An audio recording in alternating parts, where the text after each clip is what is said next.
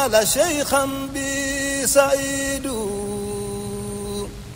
جلان داكار هاية سواكن نيردي حال شيخا بسعيد نحاني بيردو يوسبي غنجيدا مهنوري كمانغو جوما بسعيد جلا كل جماد حال ماذا صراطا مستقيما بسعيد كتاب الله آيات القرآن حديث لا دهوفتر بسعيد الله نبي مفوت إكا سماسي يا برهان شيخا بسعيد الله نبي مفوت إكا سماسي يا برهان شيخا بسعيد مدينة قناس نور إيهاب آما ننندي إفاس شيخا بسعيد مدينة قناس نور إيهاب آما ننندي إفاس شيخا بسعيد يجو من بيد دينا هم علما إسار قناس شيخا بسعيد جو كل برني بجيس كذاك برد دريبنا بل دينة بسعيد بنجبي يمرور ماذا يقول ماذا إلهي يرن من نور سعيد إلهي كل يوم يسوع ماذا يسوع نولاد ماذا أبي سعيد صلاة الله جودم دوم يده يومون نولاد ماذا أبي سعيد كذا بماكو صاحبابه وآل محبة ابن سعيد إلهي نانو يا من جنة دي بحرمة أحمد وابن سعيد إلهي ننجو جنغم من أيمبم جمعارم إلى بيتو سعيد يجو من بيد طوال ما حبيبا انقور ما محمد بسعيد يجو من بيد طوال ما حبيبا انقور ما محمد بسعيد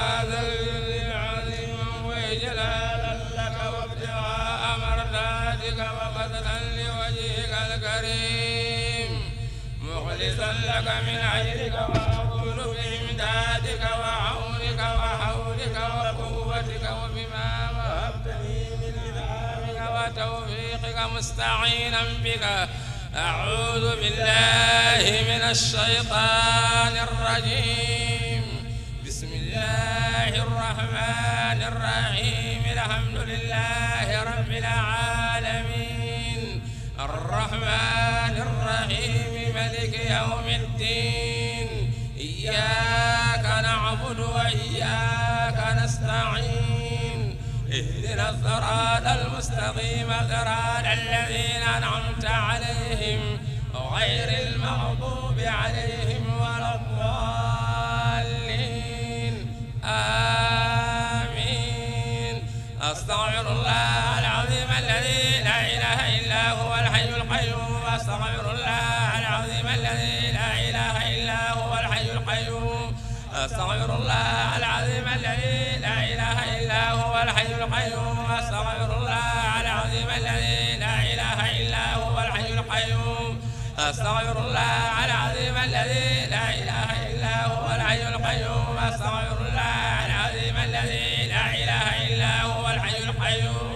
أستغفر الله العظيم الذي لا إله إلا هو الحي القيوم أستغفر الله العظيم الذي لا إله إلا هو الحي القيوم أستغفر الله العظيم الذي لا إله إلا هو الحي القيوم أستغفر الله العظيم الذي لا إله إلا هو الحي القيوم أستغفر الله العظيم الذي لا إله إلا هو الحي القيوم أستغفر الله العظيم الذي لا إله إلا هو الحي القيوم أستغفر الله العظيم الذي لا إله إلا هو الحي القيوم أستغفر الله العظيم الذي لا إله إلا هو الحي القيوم أستغفر الله العظيم الذي لا إله إلا هو الحي القيوم أستغفر الله العظيم الذي لا إله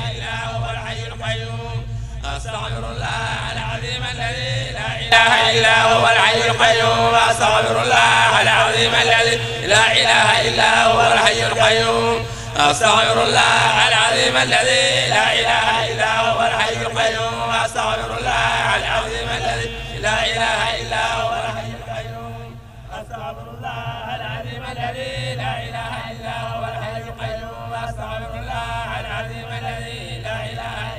الحي القيوم أستغفر الله العظيم الذي لا إله إلا هو الحي القيوم أستغفر الله العظيم الذي لا إله إلا هو الحي القيوم أستغفر الله العظيم الذي لا إله إلا هو الحي القيوم أستغفر الله العظيم الذي لا إله إلا هو الحي القيوم أستغفر الله العظيم الذي لا إله إلا هو الحي القيوم أستغفر الله العظيم الذي لا إله إلا هو الحي القيوم أستغفر الله العظيم الذي لا إله إلا هو الحي القيوم أستغفر الله العظيم الذي لا إله إلا هو الحي القيوم أستغفر الله العظيم الذي لا إله إلا هو الحي القيوم اللهم صل على سيدنا محمد الفاتح لما أغلق والخاتم لما سبق ناصر الحق بالحق والهادي إلى صراطك المستقيم وعلى آله حق قدره ومقداره العظيم اللهم صل على سيدنا محمد الفاتح لما أغلق والخاتم لما سبق ناصر الحق بالحق والهادي إلى صراطك المستقيم وعلى آله حق قدره ومقداره العظيم اللهم صل على سيدنا محمد الفاتح لما أغلق والخاتم لما سبق ناصر الحق بالحق والهادي إلى صراطك المستقيم وعلى آله حق قدره ومقداره العظيم اللهم صل على سيدنا محمد الفاتح لما أغلق والخاتم لما سبق ناصر الحق بالحق والهادي إلى صراطك المستقيم وعلى آله حق قدره ومقداره العظيم اللهم صل على سيدنا محمد الفاتح لما أغلق والخاتم لما سبق ناصر الحق بالحق والهادي إلى صراطك المستقيم وعلى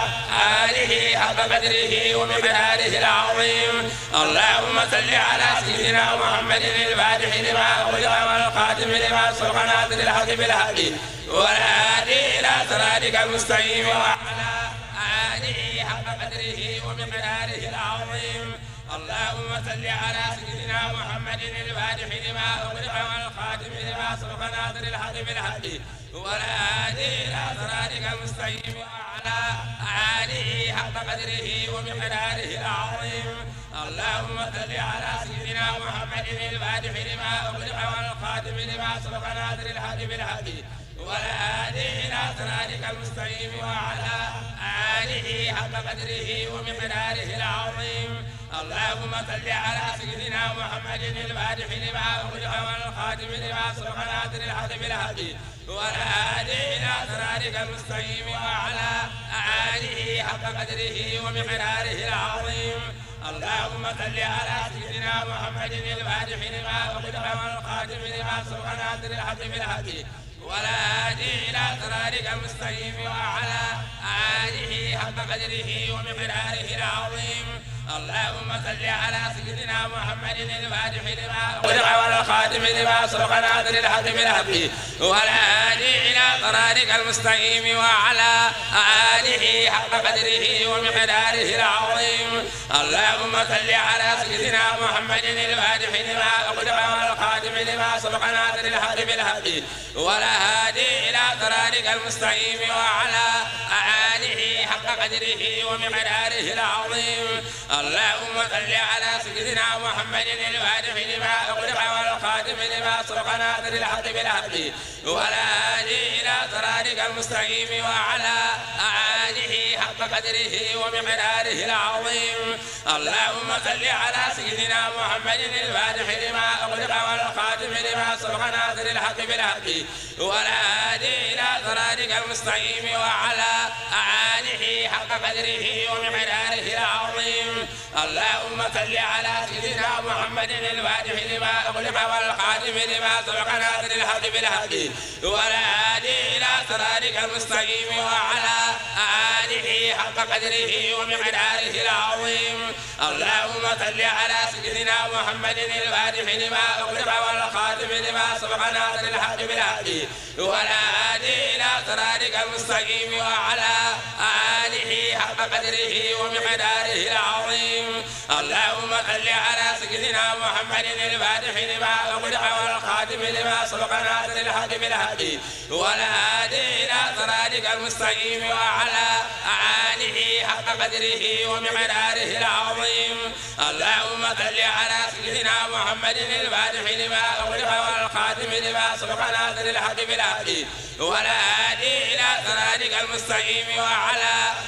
آله حق قدره ومقداره العظيم. اللهم صل على سيدنا محمد الفاتح لما أغلق والخاتم لما سبق ناصر الحق بالحق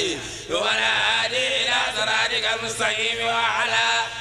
آله حق قدره ومقداره العظيم. اللهم صل على سيدنا محمد الفاتح لما أغلق والخاتم لما سبق ناصر الحق بالحق والهادي إلى صراطك المستقيم وعلى آله حق قدره ومقداره العظيم. اللهم صل على سيدنا محمد الفاتح لما أغلق والخاتم لما سبق ناصر الحق بالحق والهادي إلى صراطك المستقيم وعلى آله حق قدره ومقداره العظيم. اللهم صل على سيدنا محمد الفاتح لما أغلق والخاتم لما سبق ناصر الحق بالحق والهادي إلى صراطك المستقيم وعلى آله حق قدره ومقداره العظيم. اللهم صل على سيدنا محمد الفاتح لما أغلق والخاتم لما سبق ناصر الحق بالحق والهادي إلى صراطك المستقيم وعلى آله حق قدره ومقداره العظيم. اللهم صل على سيدنا محمد الفاتح لما أغلق والخاتم لما سبق ناصر الحق بالحق والهادي إلى صراطك المستقيم وعلى آله حق قدره ومقداره العظيم. اللهم صل على سيدنا محمد الفاتح لما أغلق والخاتم لما سبق ناصر الحق بالحق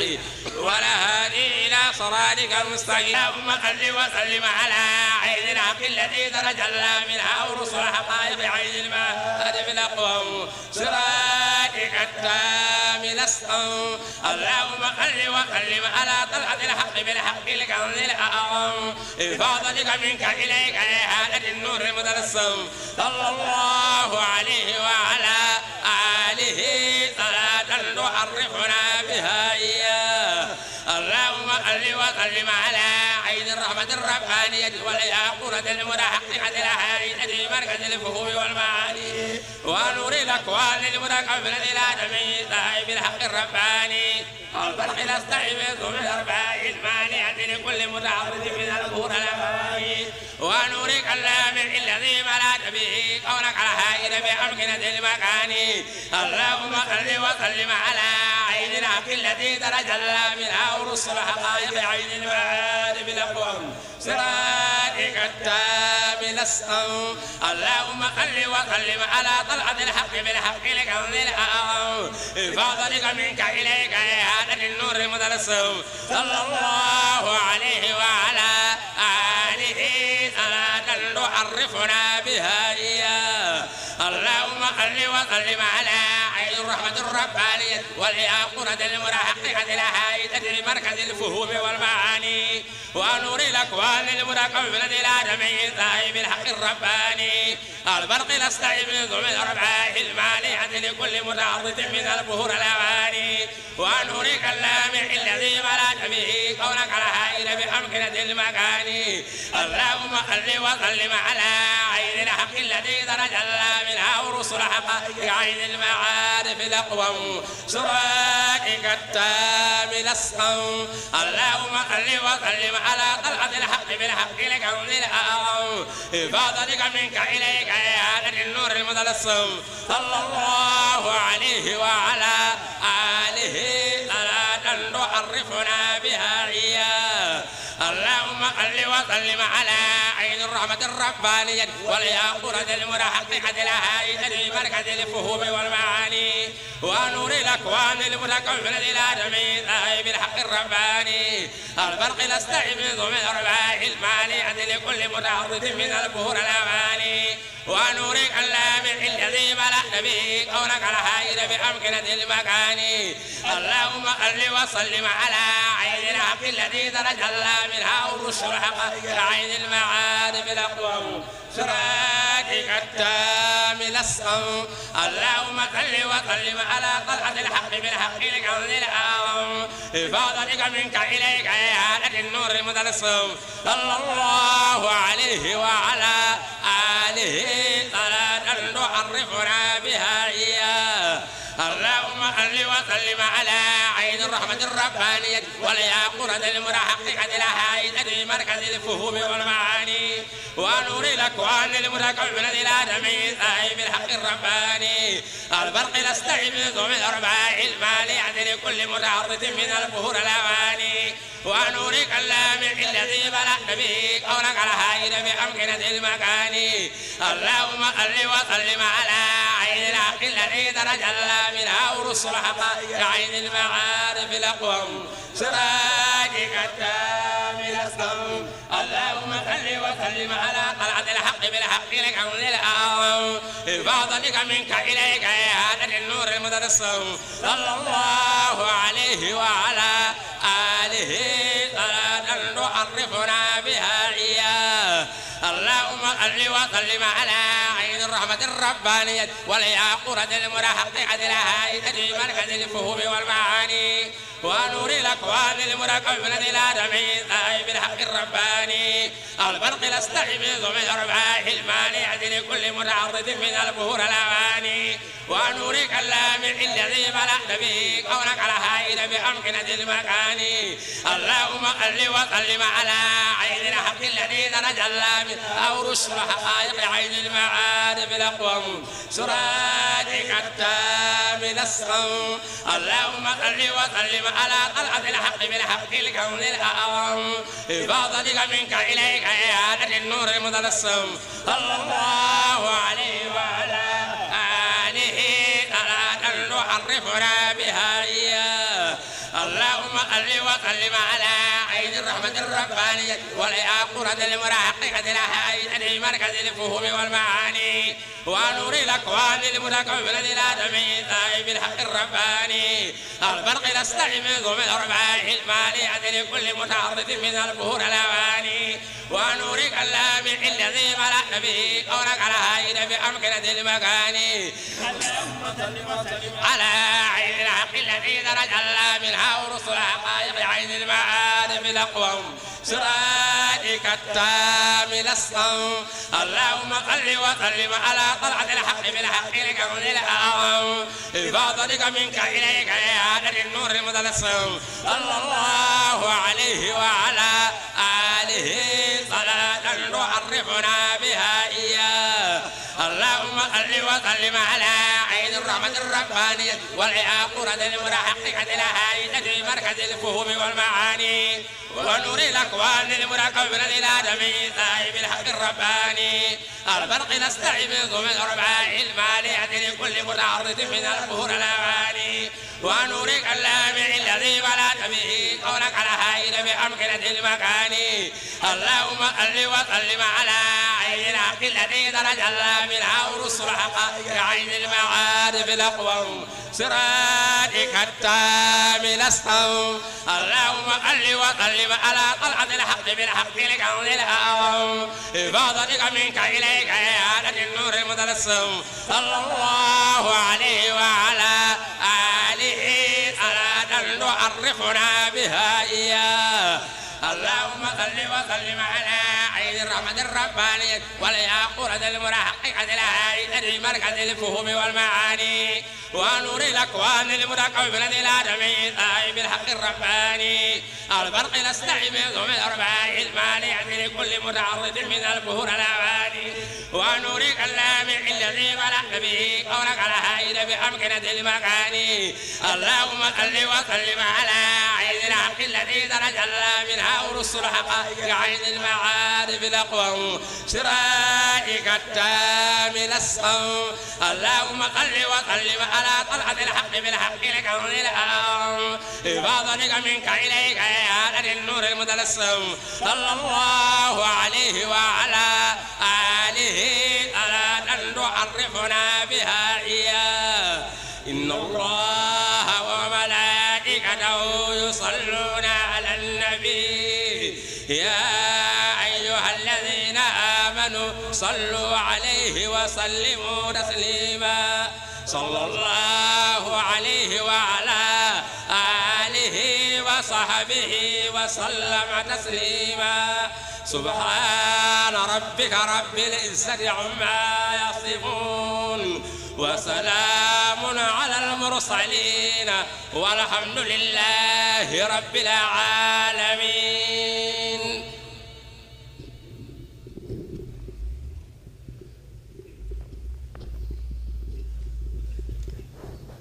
اللهم اجعل ثواب هذه التصلية الكريمة هدية للنبي محمد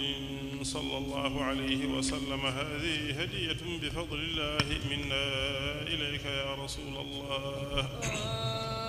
جزا الله عنا سيدنا ونبينا وحبيبنا وشفيعنا ومولانا محمدا صلى الله عليه وسلم خيرا ما هو أهله. جزا الله عنا شيخنا ووسيلتنا إلى ربنا سيدنا أبا العباس مولانا أحمد بن محمد بن سالم بن الشريف الحسنية التجانية خيرا وارض عنه رضا الله. آمين. جزا الله عنا شيخنا ووسيلتنا إلى ربنا سيدنا محمدا الغالي الشريف الحسنية التجانية خيرا وارض عنه رضا الله سبحانه.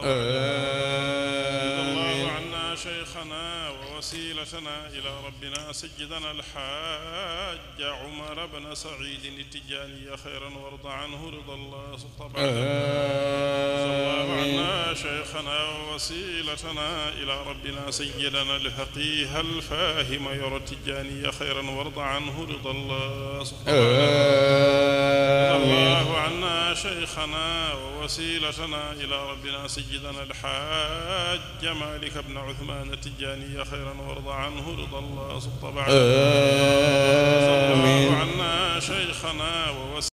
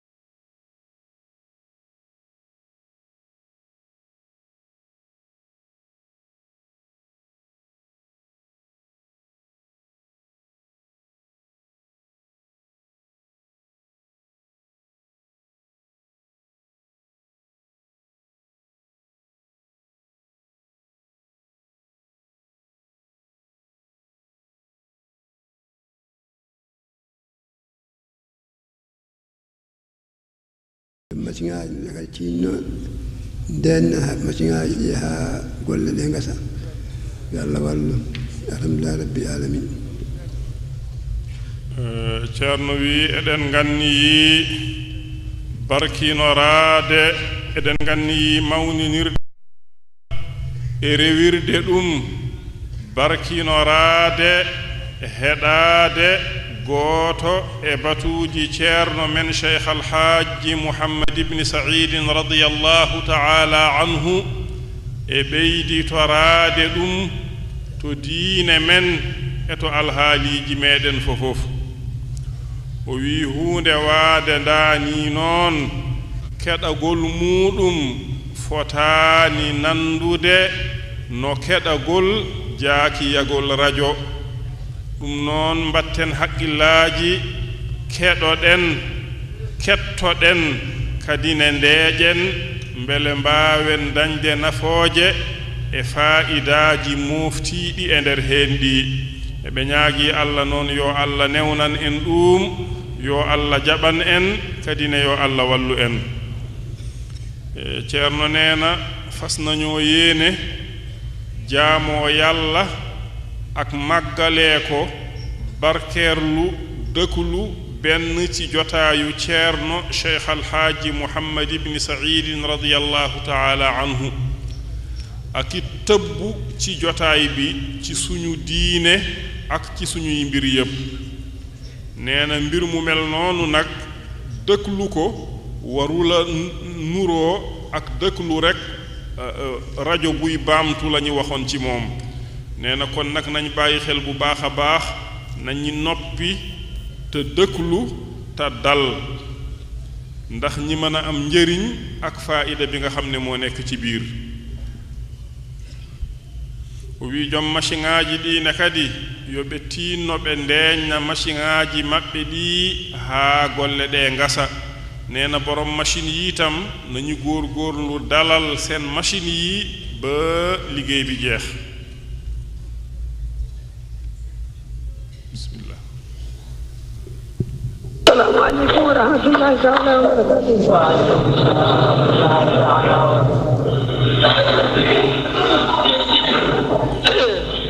ها جوني كوكو جان من من كوتان جيتن ceernowi ha joni koko yeyeteno ko tan yehete ha joni jaan min tan o wi jahannoɗen e mum tan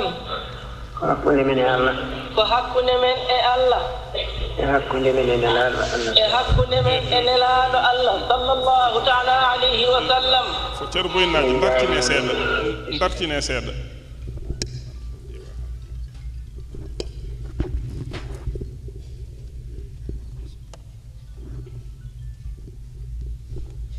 ورحمة الله تعالى وبركاته. إن جتي الله. نعم إن جتي الله.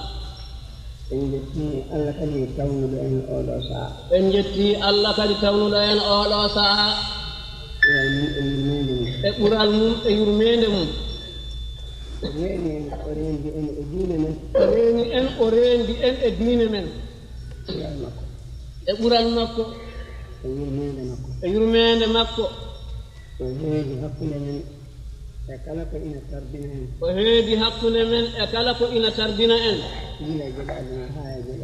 gila e geɗe aduna ha e geɗe laakhara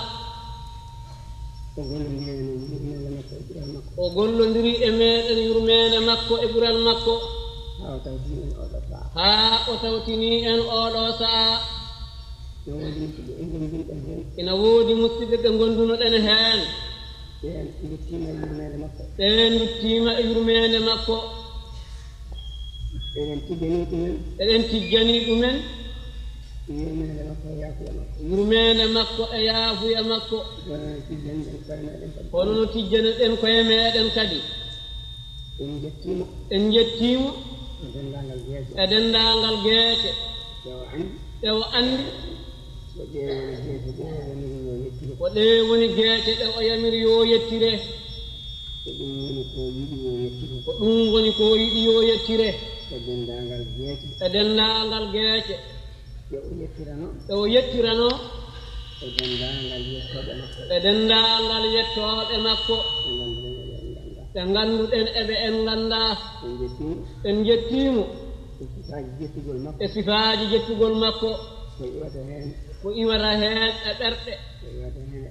e ko iwata heen e ɗemɗe e ko iwata heen e terɗe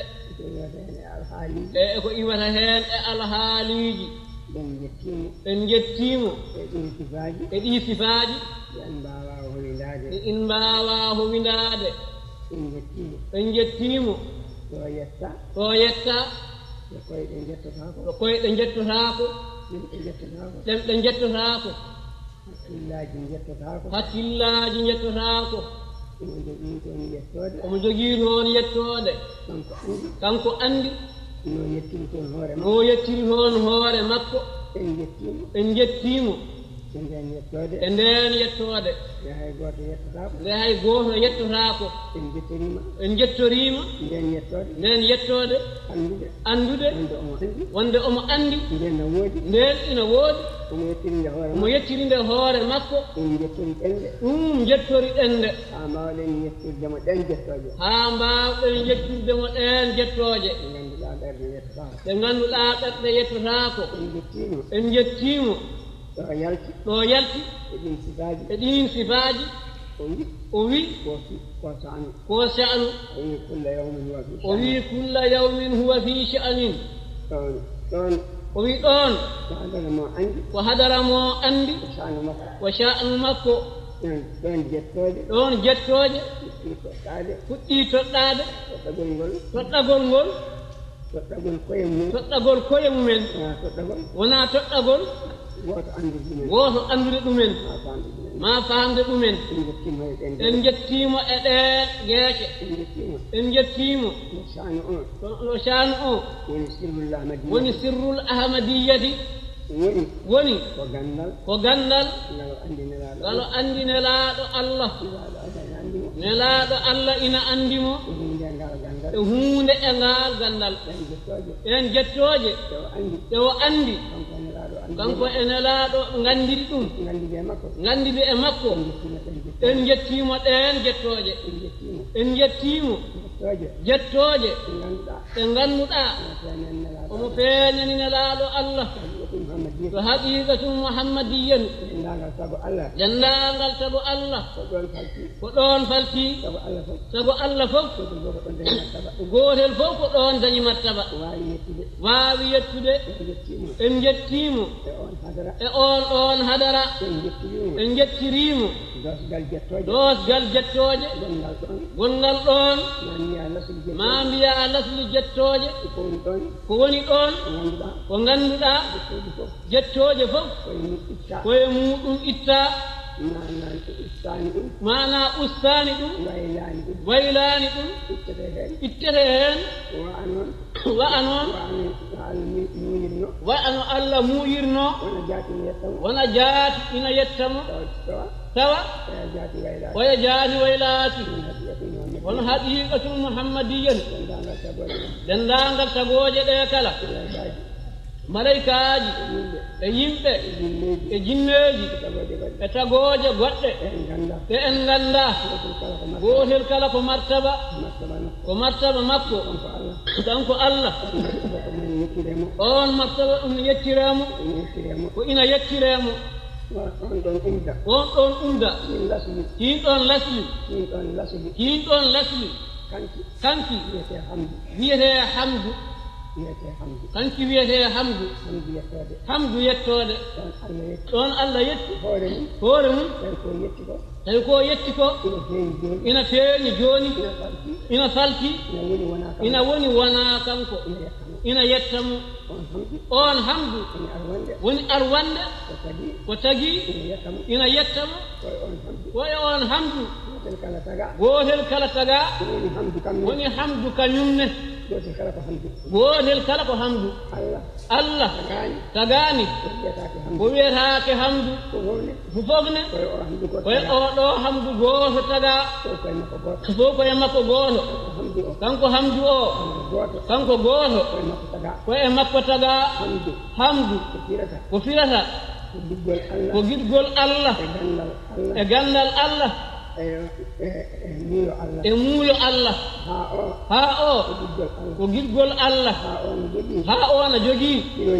ɓirooji nayi heen gootel ko giɗgol ɗum woni haa ul hubbi heen gootol ko yettoode ɗum woni haa ul hamdi heen gootel ko sababu ɗum woni haa ul hikmati heen gootel ko nguurdam ɗum woni haa ul hayaati ɓe nayi fof ina e nder haa ul hamdi mimul hamdi ko mimul ilmi daalul hamdi wa daalul iradati ɗum noon o jaati giɗgol Allah nder gandal Allah yalti e muuyo Allah ɗum wiyete hamdu ɗum woni lasli kala ko tagete he kanjum noon wiyete hankadi noon ko taga ko fof wiyete ko hamdu kala ko taga yahat kañum ina taga tagata so wona hamdu ko juulɗe neɗɗo gollata ko fof ko ngaynuɗa gollude fof ɗum ko hamdu a ñootata so wona ɗum a remata so wona ɗum hay hunde a wawata gollude hay goto gollata so wona hamdu hay goto haalata so wona hamdu hay goto miijotako so wona hamdu ɗum ko Allah yetti hoore mum fof ko Allah yetti hoore mum nde wonno noon jaatiiji ɗi fof ko oɗo hamdu gooto ɗemngal ngal fof ko o hamdu gooto maana golle ɗe fof ko oɗo hamdu gooto ɗum ɗo ko sifa Allah wonaa ko yimɓe njeyi yimɓe noon mbaɗana heen hamdu mumen ina ndewira Allah malaykaaji mbaɗana heen hamdu mumen ina ndewira Allah jinneeji e yimɓe kañum en ndenni hamdu gooto ina ndewira Allah ɗum woni hamdu oɗo hamdu oɗo woni hamdu mo jangeten alhamdulillahi hamdu o ko lasluki al o ko dendangal ko taga ko fof hamduji tagaɗi ɗi fof kañum en woni allif e laam o ha o e mim o e beel o woni yumma o ɗum woni nelaɗo Allah sallllahu alayhi wa sallam allif e laam o kala ko wona nelaɗo Allah ina tagi e muɗum ɗum ɗo woni oɗo ɗum waɗi noon ina fire alhamdu dendagal jettoje lillahi godani Allah sa wi'ini aɗa tawnini ma aɗa famini hay sinno wona wilaya ma hokkuma balko yewtanedema tan ha ƴoƴƴa tan famɗa sa wi'i alhamdulillahi aɗa fami ɗum ɗo ko dendangal tago sa wi'ini ko Allah tagi ko fof aɗa windane ɗum ko fof aɗa windane ɗum e konngol ma gotol he aɗa windane ɗum ɗum woni alhamdulillahi rabbil alamin o ala hen ko alhamdu o tan on tan woni ko haala ɗo ko wona ɗum o wi o haalantuno en o wi tawi ko ɗum ɗone wonnone hay sinno ko ɗum ɗo wonnone kono noon tan wonno e wiide ko eɗen jetta Allah en jetti Allah e oɗo sifa mo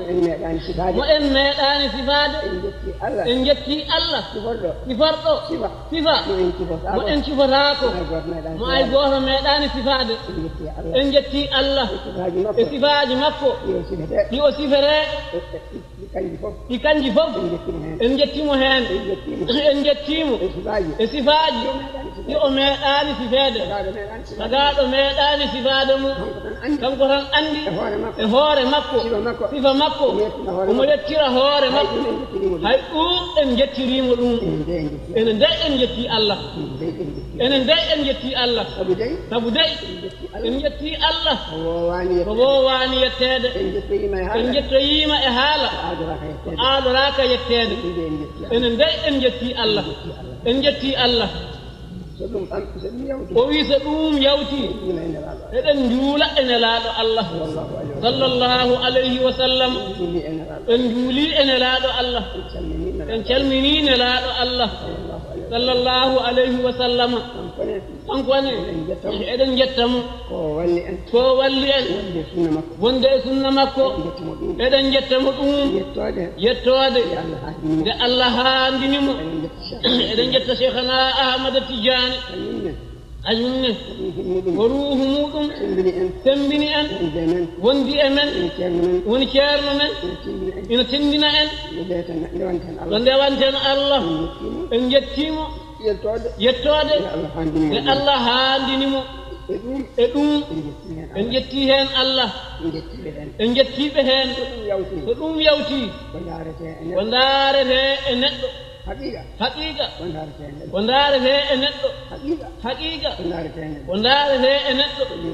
ko liimaanu billaahi gooɓɗingol Allah ko gooɓɗinde Allah tan sabu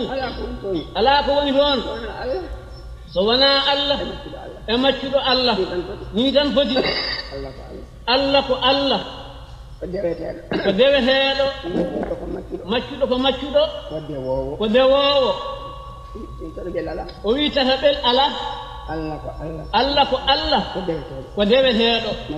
maccuɗo ko maccuɗo ko dewoowo tata ɓel alaa gonɗin Allah ko Allah gonɗidinaamo e sifaaji makko e inɗe makko noon tan foti ngol ɗon gonɗingol ko gonɗinde omo woodi hay huunde woodaani so wonaa kanko tan ngol gonɗingol ko gonɗinde omo woodi hay huunde woodaani so wonaa kanko tan sabu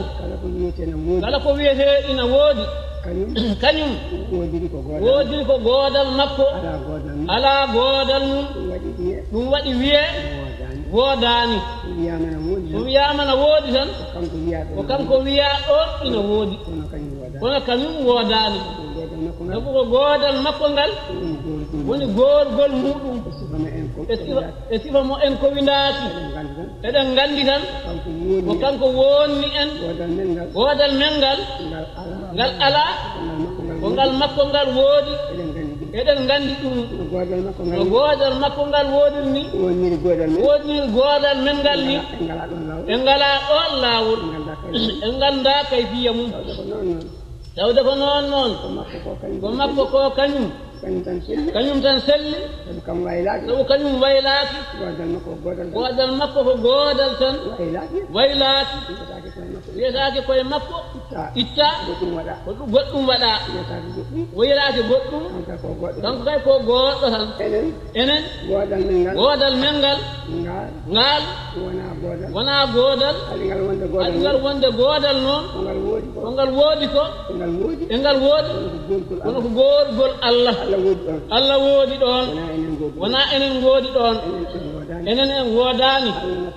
Allah nattataa woodde enen en ngoodataa Allah nattataa woodde enen en ngoodataa Allah waylotaako enen ne en mbaylotaako e waasde woodde en mbaylotaako e ɗum ndeen noon goorgol meeɗen ngol woni goodal mum ko gonɗinde Allah e oɗo sifa sa gonɗini Allah e oɗo sifa ko goodal Allah ngal jiiɗaato ma a yi'aani goodal ma aan a heddiima e Allah aslan e lasli ya wontaa ɗum heen sabu a ruttanima Allah sa wi'i noon aɗa woodi goodal ma aɗa golla golle ma haqqille ma woniri noon liman ma wonata gaccuɗo Allah ko goɗɗo kañum tan goono añum Allah ko kañum tan woodi enen eɗen ngoodi kono goolgol meɗen ngol alaa ko haɗi ngol woodde ko goolgol Allah woni goolgol meɗen goolgol meɗen ngol teskaaka ko Allah woodi ɗo meɗen ɗo ko Allah woodi ɗo men ɗo enen en ngalaa goodal enen ne ngoɗɗen koɗo goolgol Allah to goolgol meɗen koɗo nder goodal Allah to kono ko Allah tan woodi enen en ngoodani liman celluɗo bellitaɗo baaɗo ni so woni e ɓernde ma gayni ɓernde ma terɗe ma wona e golluɗe jamiroje aɗa woppa kade woni woni juulɗo moƴƴo yo Allah waɗen juulɗo moƴƴuɓe allahumma salli ala sayyidina muhammadin wa sallim.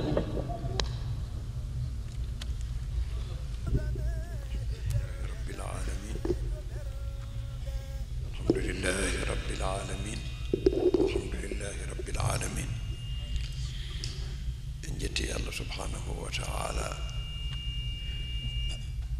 e gandal meɗen en jettimo eno gandirɗen omo yettire en jettorima yettudemo no omo yettire nande konguɗi ceerno meɗen radiyallahu ta'ala anhu ko haqqillaji meɗen mbawi heptude hen en jettirimo ɗum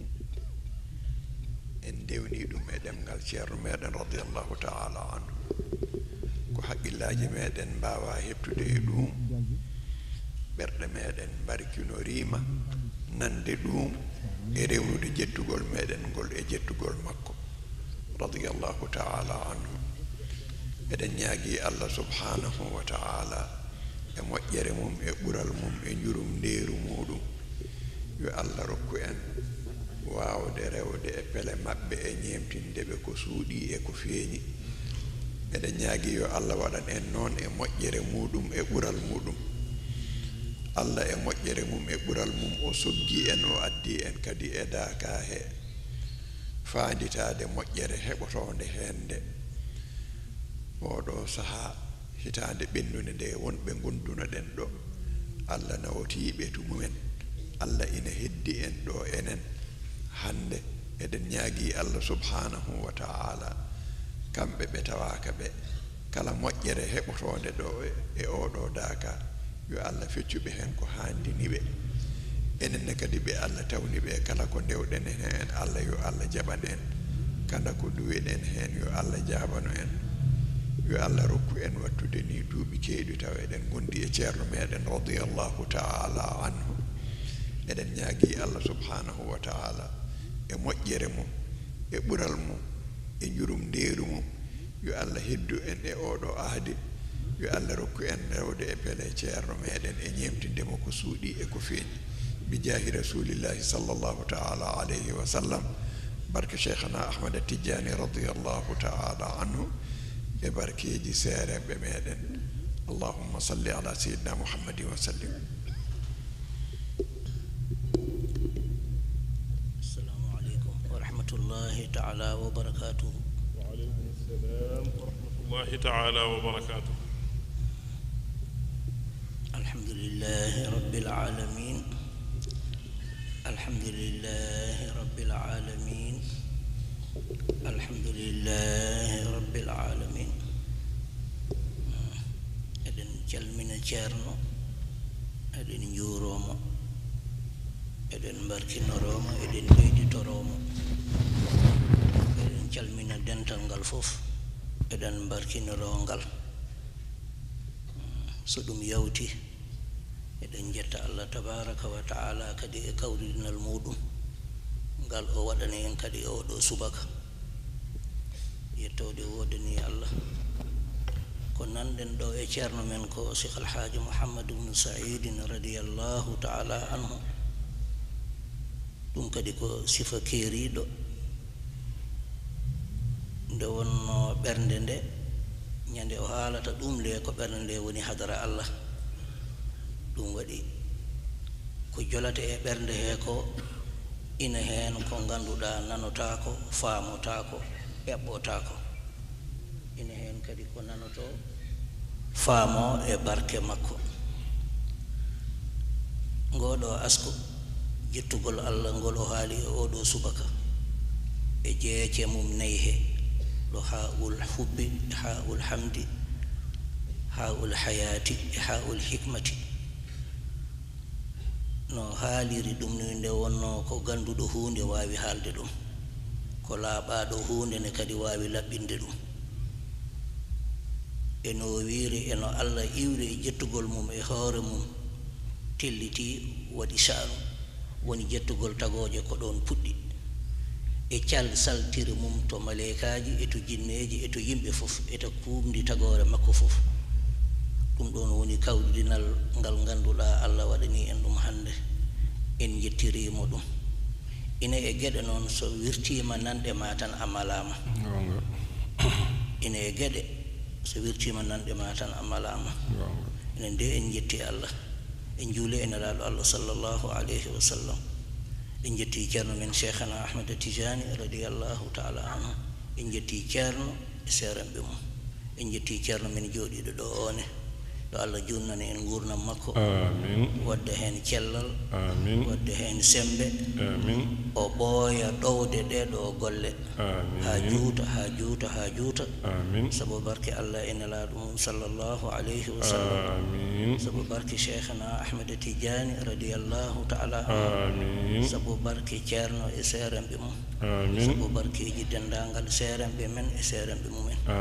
allahumma salli ala sayidina muhammadin wa sallim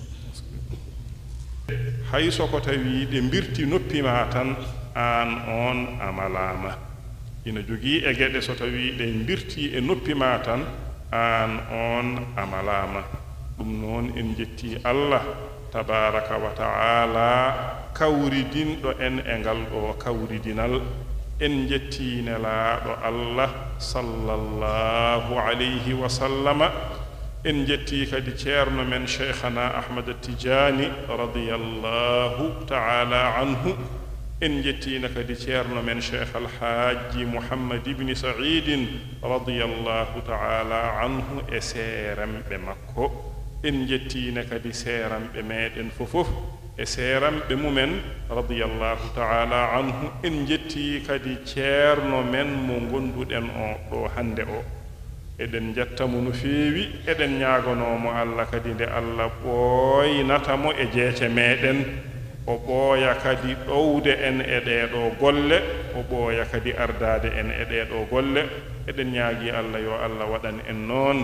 e moƴƴere mum e njurumndeeru muɗum e barke nelaaɗo makko sallallahu alayhi wa sallama e barke cheikhana ahmad tijani radiyallahu taala anhu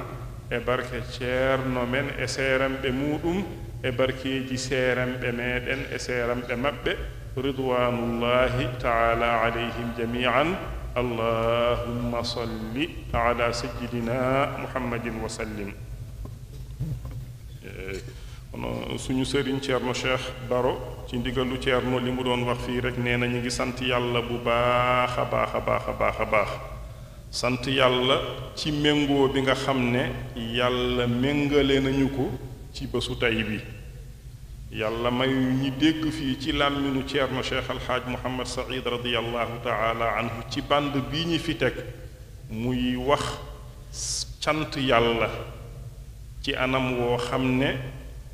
xol mënu koo mënu coo yegg xel tam mënu koo xam sant yàlla bi yàlla santee boppam cant boo xam ne yàlla rekk moo xam na mu santee foofu boppam ak na mu ko askanee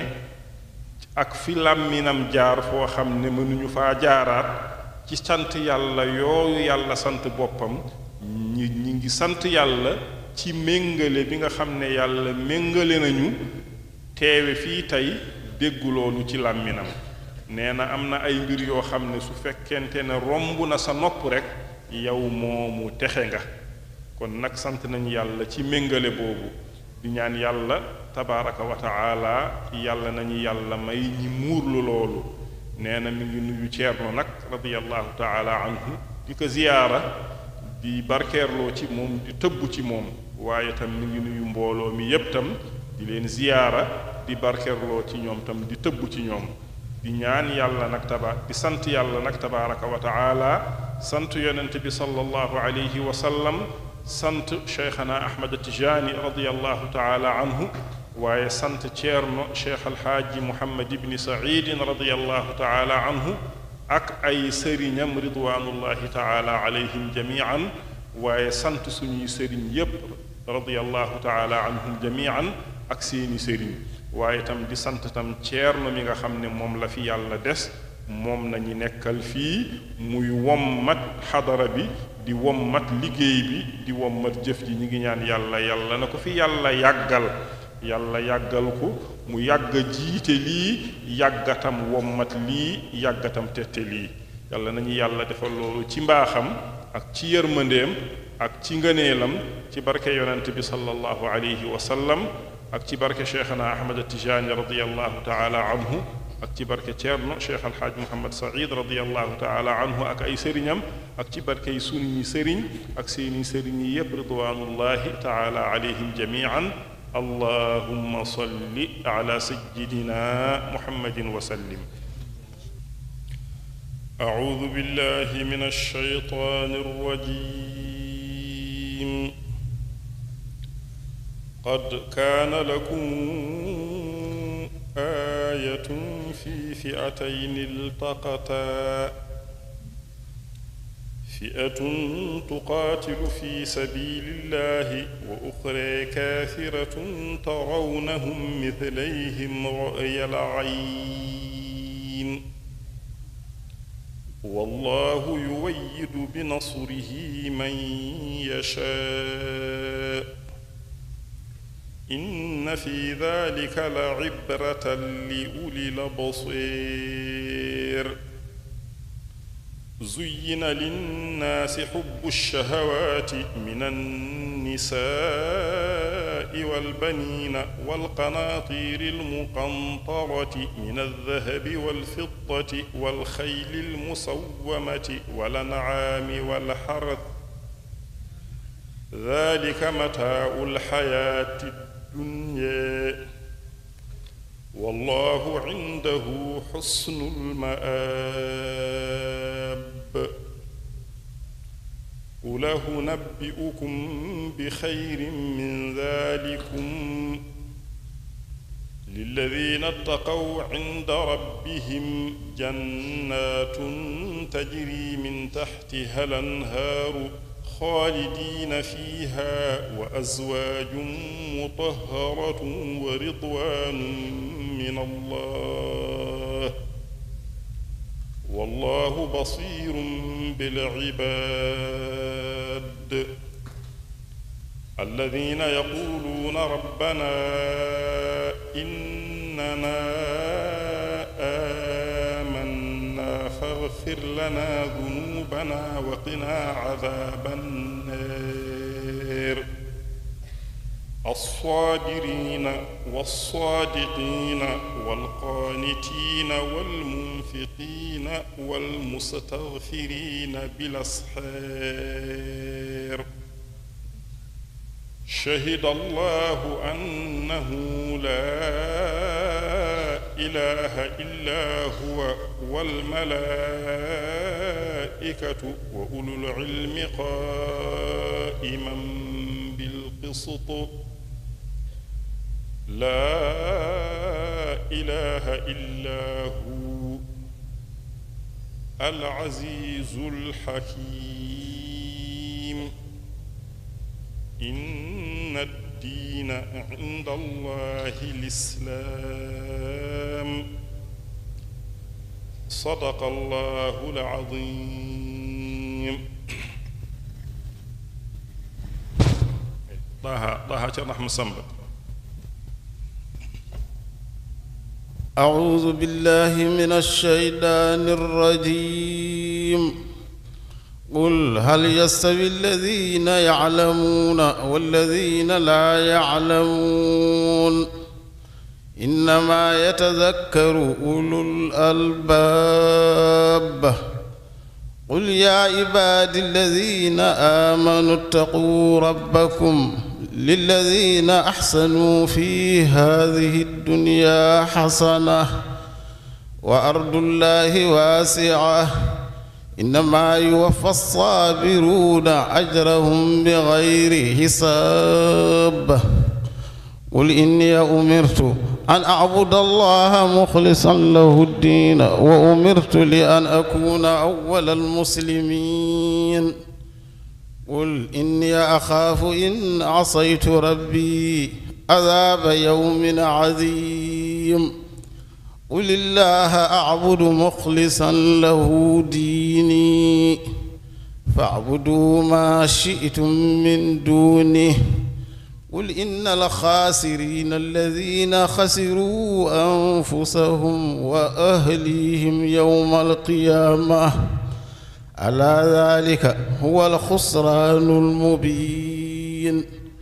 لهم من فوقهم ظلل من النار ومن تحتهم ظلل ذلك يخوف الله به عباده يا عبادي فاتقون والذين اجتنبوا الطاغوت أن يعبدوها وأنابوا إلى الله لهم البشرى فبشر عبادي الذين يستمعون القول فيتبعون أحسنه أولئك الذين هداهم الله وأولئك هم أولو الألباب صدق الله العظيم. onon jaggannoɓe laawol ngol mbatton haqqillaaji sharɗiyeeji wirdu ndu ina haale ngonon e arde noon oɗon keɗoro sharɗiyeeji ɗi sharɗiyeeji ɗi ko nogas e tati sharɗi gadana o tawa ceerno mo ñaagotoɗa yo rokke wirdu o tawa ina jogii yamirore sellunde jokkodirnde rokkirde wirdu ndu haa yetti cheikhana ahmada tidiani radiyallahu taala anhu ɗiɗi tawa an garɗo ñaagade wirdu o tawa hay gooto e wirduji waliyaɓe a jogaaki ko wona tijaniya so aɗa jogi noon e accat ko tijaniya o tan jogotoɗa tati a juurata ko waliyu mo wona tijaniyanke guurɗo heen noon e maayɗo heen ɓaade kay ko juuragol anniyaade ɓeyditorade hakkunde ma e allah ngol juuragol juurotoɗa ɗum tan ko nulaaɓe e annabaɓe e sahabaɓe e tijaniyankoɓe nayi waktuuji ɗi joyi ɓaade ka gorko a renodirat ɗi e dental so wona tawa ko ngantu haɗi kala ko allah yamiri ngolla ko allah haɗi goppa joyi jiɗa cheikhana ahmada tidiani radiyallahu taala anhu ko ɓuri ko neɗɗo ina yiɗa nene mum e bam mum e dendagal ko yiɗete ko wona allah e nelaɗo muɗum ceerno kadi lomtiɗo cheikh tidiani e rokkudema wirdu o ne ko noon jiɗirtamo jeegom a hoolota ko hoɗo allah woni hoolade hoɗo allah ko mbiya a jaggi wirdu ndu tan anani ko haala e wirdu ndu e moƴƴere jaha mbaɗa ɗum hoolare aɗa golla ko mbeleɗa ko allah yiɗa ɗum a waɗata noon sa jaggi wirdu ndu a ɓeydoto hulde allah walla jamiroje allah goppa kade allah jeeɗiɗe a yennata cheikh tidiani a añatamo jeetati sa jaggi wirdu ndu a duumoto hen ha mayde tawi a accata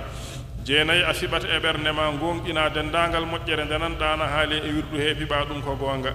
ina jeeya noon seeɗa ko haala e ɓure wirdu ndu nelaaɗo allah sallallahu alayhi wa sallama o wi omo defi kala jagguɗo wirdu ndu an tew ɓanduma ndu harmi nadde jeyge ma naata aljanna ko alda e hasbeede e leɓtede ɗum noon ko an jagguɗo wirdu o e nene ma bamma e ɓiɓɓe ma rewɓe ma e siraɓe ma rukkuɓe ma rewɓe eɓe dokkuɗa rewɓe fof kamɓe limaɓe ɗon ɓe fof o ɓeyda tan koɓe julɓe eɓe gonɗini allah ɓe jeddani cheikh tidiani ɓe gañanimo hay so ɓe nanngani laawol ngol kamɓe fof ɓe naati e nder defaare nelaaɗo allah he sallallahu alayhi wa sallam maɓe naata aljanna ko alda e hasbeede e leɓteede sabi barke maɗa an goto jagguɗo laawol ngol o sappo a yahata noon aɗa witta aɗa miijo aɗa yeddikino to ɓernde maɗa moƴƴere haalande ɗo nde holno nde wonirta goonga ala a gonɗintu tan nde tawno ko ɓural noon koye juuɗe allah woni moojola fo o rokka sappo e goo a fadat ha dokkeɗa wirdu ndu nde puɗɗoɗa wirdude sappo e ɗiɗi wadifa e wirdu aljuma ɗiɗo ɗiɗi ɓaade ka gorko a tawtorte ɗum dental so wona taw ko ngantu haɗi sappo e tati nokku ina wirdu heen no wiye jawharatul kamali a jangata ɗum so wona aɗa timmini laaɓal ndiyam woni timminde laaɓal ndiyam noon ko taw ɓanndu ma ina laaɓi comci ma na laaɓi nokku ɗo jooɗiɗa ɗo na laaɓi aɗa wondi e sallige ɗeɗo laaɓe nayi so ɗe ndendi e ma aɗa wawi janngude jawharatul kamali sa ŋakkirama heen noon hay so laaɓal gotal ko jaɓe noga salatul fatihi lomtinta e nokku jawharatul kamali sappo e nayi a tekkodirta a taƴodirta a añanta hay goto e julɓe tengti noon musidɓe maɗa tijaniyankoɓe sappo e joyi a hoynata wirdu ndu woni hoynude wirdu ndu ko ɗacca ha waktu o yawta nde puɗɗoɗa wirdude tawi a ala ngam to kaɗɗomo wirdude sappo e jeegom a yahata aɗa rokka wirdu ndu woɗɓe taw an a yamiraka ya rokkiru sappo e jeeɗiɗi a teddintu kormina mawnina dendagal tijaniyanke tengti noon seeramɓe hohoɓe mawɓe lawol ngol sappo e jeetati saɗa wirda ɓanndu ma e comci ma fof tawi ina laaɓi sappo e jeenayi nokku ɗo jooɗiɗa aɗa wirde ɗo kadi tawana laaɓi noga so aɗa wirda a jooɗoɗo kuccita funnague so wona tawi noon koye dental gonɗa oɗon wirda ɗum kuccita koye jeece ɓe wirdittaɓe walla tawa koye ɗanngal gonɗa aɗa ummi e nokku aɗa fayi e nokku ɗum sa fayi e wirdude tiindema nde kala ɗo hucciti fo tan ko ɗon kuccitta ɗum ne sa jolɗo walla sa baɗɗiɗo walla sa jaarowo koyɗe nogas e goo so aɗa wirda a deƴƴat ndeeƴa tuggude nde puɗɗiɗa wirdude hani jofnuɗa hay goto a haaldata so tawine won garɗo yiɗi haaldude ma ne a jaabotako so wona tawi noon yiɗi haaldude ma ko nene ma walla bamma walla ceerno ma dokkuɗomo wirdu o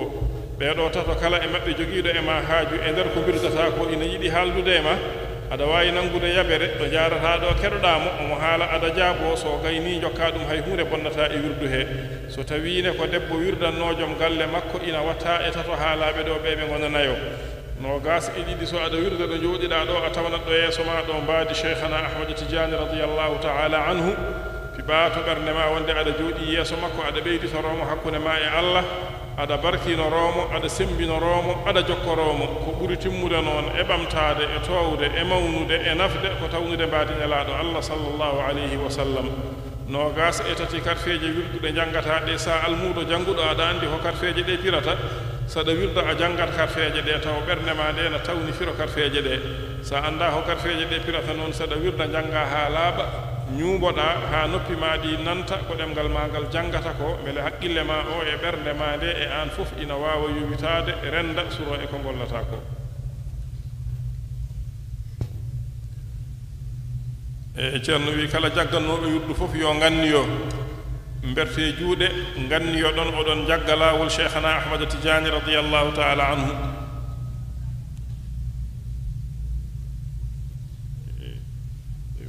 wonde kadi nannganoɓe suddiɓe mumen e jinnoɗo nanngande joom suudu mum fof kadi yo anniyoto ɗum heen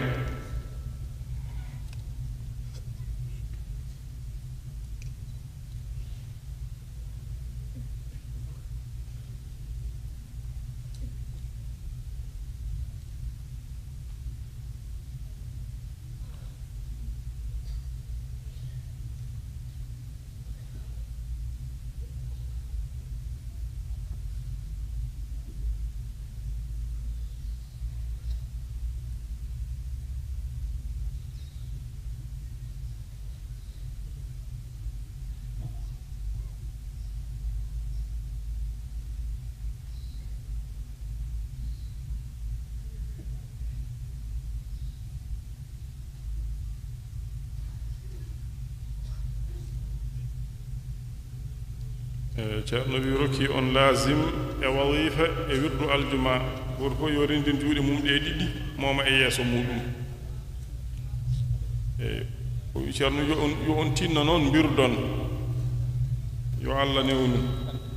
yo allah wallu e ceerno wi joom suudu jagganannoɗo joom suudu mum one kadi sa yeehi ceerno rokkimo lazim e wadifa e wirdu aljuma sa yehi tan o salli ko ha o laaɓa dokkamo juuɗe ɗiɗi o calminama o rokkuma juuɗe ɗiɗi mbiyamo ceerno rokkimo lazim e wadifa e wirdu aljuma e nokku ɗo gonɗa ɗo so tawi almudo nan ɗon mbawɗo haalde sharɗiyeji ɗi haalanamo sharɗiyeji ɗi